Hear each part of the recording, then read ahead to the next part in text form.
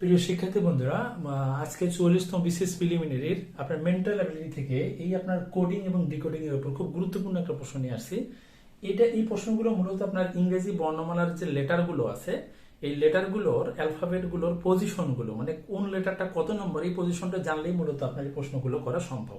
তো চলুন শুরু করা যাক। প্রথমত এখানে প্রশ্নে বলা হচ্ছে যে 16 মানে 1 6 5 1 3 5 যদি পিচ হয় তবে 1 2 1 5 2 2 5 হবে। এখানে আপনার কোন এরকম ওয়ার্ডটা, কোন শব্দটা হবে আপনাকে এখানে বের করে ফেলতে হবে। সেটার জন্য যেটা দেওয়া আছে সেটার সাথে আগে এই সম্পর্কটা বের করব আমরা। দেখুন এখানে যে সংখ্যাগুলো দেওয়া আছে 1 6 5 1 3 5, এই যে আমরা এখানে যে সংখ্যাগুলো দেখতেছি এই সংখ্যাগুলোর সাথে সম্পর্ক দিয়েছে আপনার কিসের, এই যে পিস যে ওয়ার্ডটা আছে সেটার সম্পর্ক দিয়েছে। তো এটার সাথে এটার সম্পর্ক বের করতে পারলে আমরা এই সংখ্যার সাথে কোন ওয়ার্ডের সম্পর্ক সেটা কিন্তু বের করতে পারবো।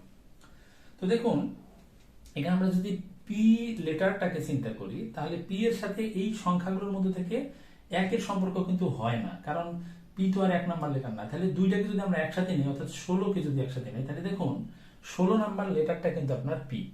আমরা জানি ও হচ্ছে 15 নম্বর লেটার। আপনার একটু পজিশনগুলো একটু বারবার প্র্যাকটিস করবেন। তাহলে আমরা কি বলতে পারি, এই যে 16 নম্বর লেটার আছে এটার জায়গায় আমরা লিখতে পারি পি। অনুরূপভাবে এই যে আমরা ই এর সাথে যদি এখানকার সম্পর্কটা বের করতে চাই, দেখুন এখানে 5 এর সাথে কিন্তু একটা ই এর সম্পর্ক আছে, সেটা হচ্ছে 5 নাম্বার লেটারটা কিন্তু ই।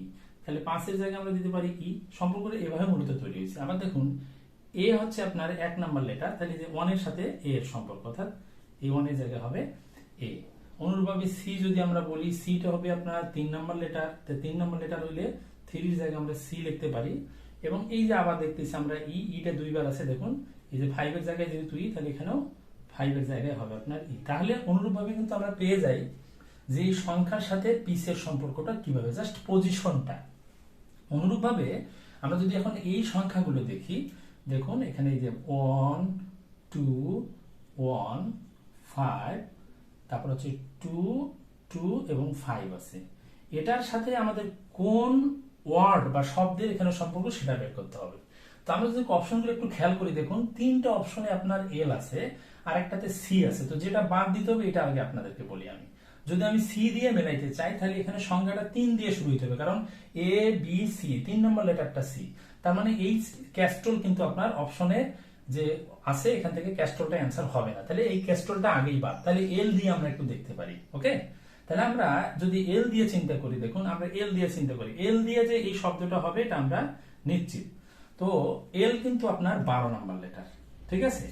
এলটা কিন্তু 12 নম্বর লেটার, অর্থাৎ আমরা এই যে 12 আছে 12 এর জায়গায় কিন্তু আমরা এল লিখতে পারি, ঠিক আছে।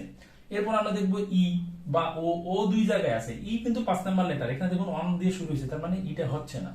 তাহলে আমরা এবার ও দিয়ে যদি চিন্তা করি, এই দুইটা অপশনে ও আছে, ও কিন্তু আবার আপনার 15 নম্বর লেটার। তাহলে আমরা এই যে 15 জায়গায় কি লিখতে পারি, এই যে ও লিখতে পারি। এরপরে দেখুন আপনার ও এর পরে এই দুইটাতে ও আছে, আবার ও আছে, তাহলে আবার যদি ও থাকে তাহলে আবার 15 হওয়ার কথা, কিন্তু এখানে আছে আপনার 2 আছে অথবা 22 আছে, সুতরাং ও আর হচ্ছে না। কিন্তু ভি যদি আমরা চিন্তা করি, দেখুন এই ভি কিন্তু আপনার 22 নাম্বার লেটার, অর্থাৎ এই যে 22 এর জায়গায় আমরা কি লিখতে পারি, ভি লিখতে পারি।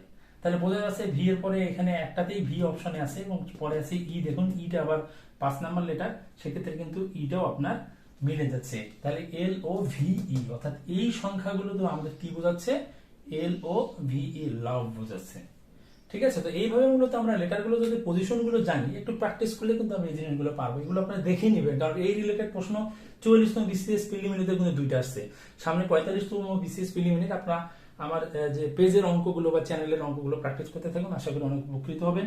তো সবাই ভালো থাকবেন, আল্লাহ হাফেজ।